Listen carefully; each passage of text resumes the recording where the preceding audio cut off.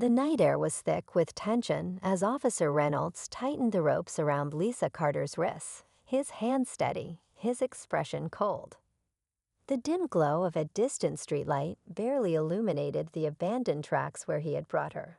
"You people never learn, do you?" He muttered under his breath, his grip firm as he yanked her closer to the steel rails. Lisa struggled, her heart pounding, her breath shallow. She had always known there were men like him in the world, men who saw her as nothing more than a problem to be dealt with. But she never thought she'd be staring death in the face like this. Somewhere in the distance, a low rumble grew louder. A train, it was coming fast. Lisa's pulse raced as the reality of her situation sank in. She tried to scream, but Reynolds only smirked. No one would hear her. No one would save her. Or so he thought. At that very moment, a black SUV screeched to a halt nearby.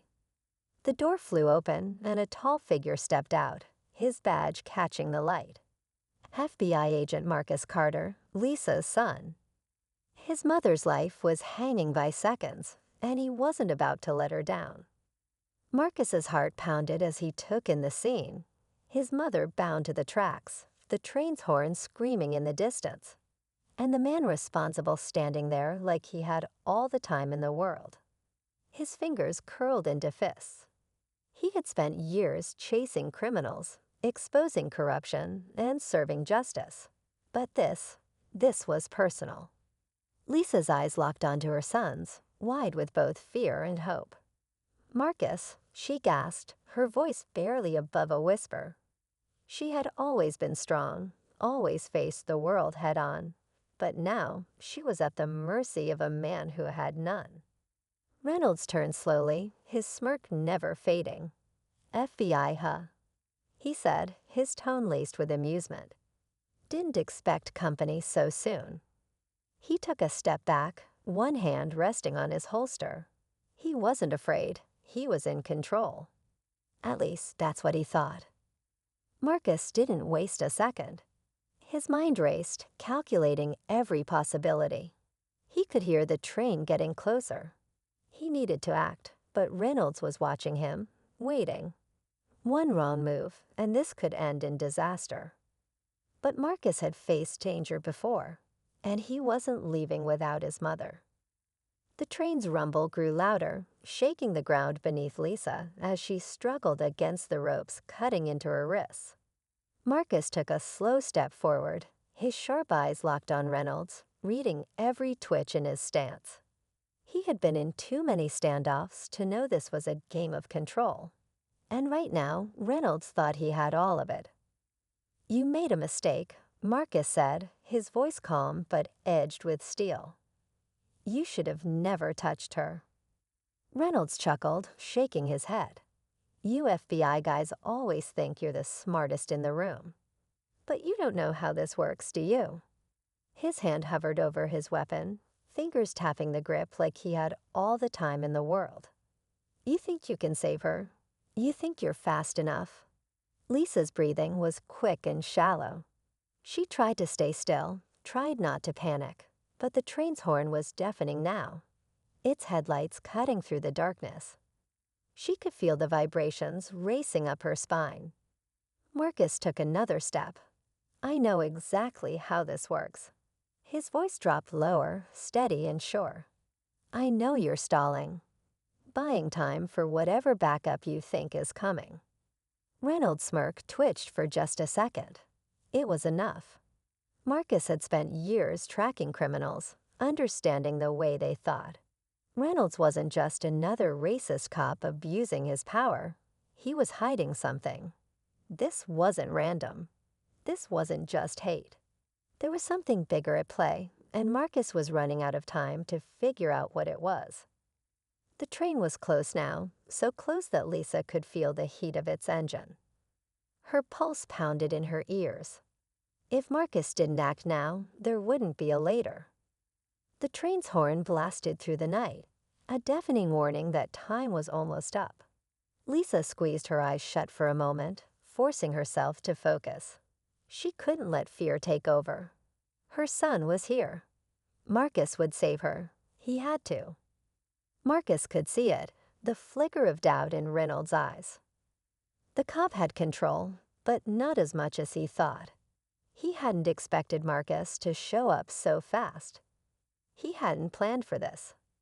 And Marcus knew something else. If Reynolds really wanted his mother dead, he would have left already. But he was still here. Why? "Tell me, Reynolds," Marcus said, his voice steady. "What's the real reason we're here?" Reynolds' smirk didn't fade, but his fingers twitched. A small tell. Marcus had seen it before, in suspects, in men trying to cover their tracks.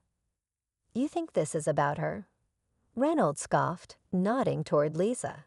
"You think this is just some random act? No, Agent Carter. This is bigger than you. Bigger than her." Marcus felt the weight of his words, but he didn't have time to dissect them. The train was seconds away. Lisa twisted against the ropes, her breath coming in sharp gasps. She couldn't break free. She needed him. Marcus made his move. In an instant, he lunged forward, drawing his gun in one swift motion. Reynolds reacted just as fast, his own weapon clearing the holster. For a split second, time seemed to stop. The only sound was the thunder of the train barreling forward, closing the distance. The headlights' glare bathed the tracks in an eerie glow. Lisa let out a strangled cry. Then gunfire shattered the night. The gunshot echoed through the night, mixing with the deafening roar of the train. Marcus didn't feel the pain, but he saw the flash. Reynolds had fired first. His instincts kicked in, and he dove to the side, rolling onto one knee. His gun was still aimed, fingers steady on the trigger, but his focus wasn't on Reynolds anymore. It was on the train, now only seconds from crushing Lisa beneath its wheels. Lisa's scream barely cut through the chaos. The wind from the train whipped her hair across her face as she thrashed against the ropes, panic taking over. She could feel the vibration of the steel rails beneath her, a brutal reminder of how little time she had left. Marcus didn't hesitate. He fired. The bullet sliced through the rope at Lisa's wrist, fraying it enough for her to pull free. She yanked her hands loose, but her legs were still tied. The train was almost there. Marcus sprinted forward, his mind racing faster than his feet. He could hear Reynolds moving behind him, reloading. But then something unexpected happened. A second shot rang out, but it didn't come from Reynolds. Marcus barely had time to process it before a voice crackled through an unseen radio. "Target in position. Proceed as planned." His blood ran cold. This wasn't just about Reynolds. Someone else was here. Someone was watching. And Lisa was still in danger. Marcus barely had time to react. The radio crackled again, the voice calm, controlled. "Agent Carter is compromised. Eliminate the mother." His stomach twisted. This wasn't just about Reynolds. This was bigger, deeper. He had spent years hunting criminals, but now he was the target. And worse, his mother was just collateral. The train was feet away. Lisa tugged at the ropes around her ankles, panic flashing across her face. Marcus sprinted forward, ignoring Reynolds for a split second, just long enough to drop to his knees and slash at the last knot with his knife. The ground trembled beneath them. The train's horn blasted, so loud it drowned out his own heartbeat. Lisa tumbled to the side just as Marcus grabbed her arm, yanking her away from the tracks. They hit the dirt hard, rolling as the train thundered past, inches from where she had been trapped. For a moment, everything was still. The train roared by, but in Marcus's mind, time slowed. He turned, expecting Reynolds to attack, but the cop was already on the ground. A single shot to the chest. And standing in the shadows, gun still raised, was a figure Marcus never expected to see. His own partner.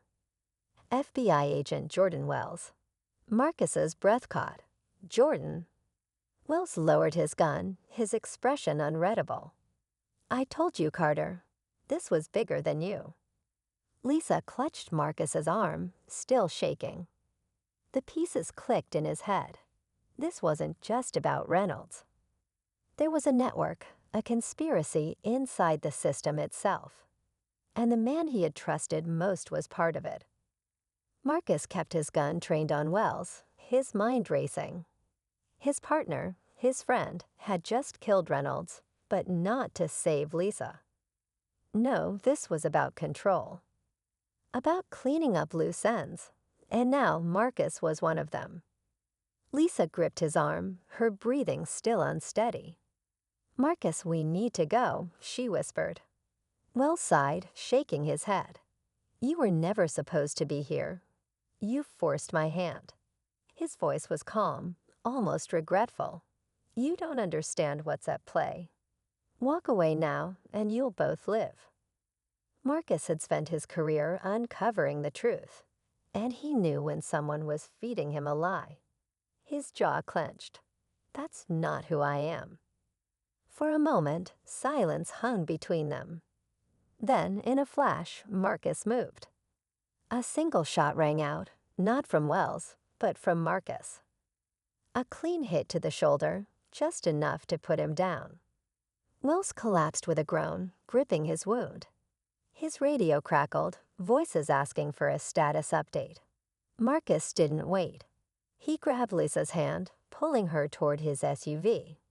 They had to disappear, just for now. As they drove off, Lisa finally spoke. What now? Marcus exhaled, gripping the wheel. Now, we expose them all. Wells collapsed with a groan, gripping his wound. His radio crackled, voices asking for a status update. Marcus didn't wait. He grabbed Lisa's hand, pulling her toward his SUV. They had to disappear, just for now.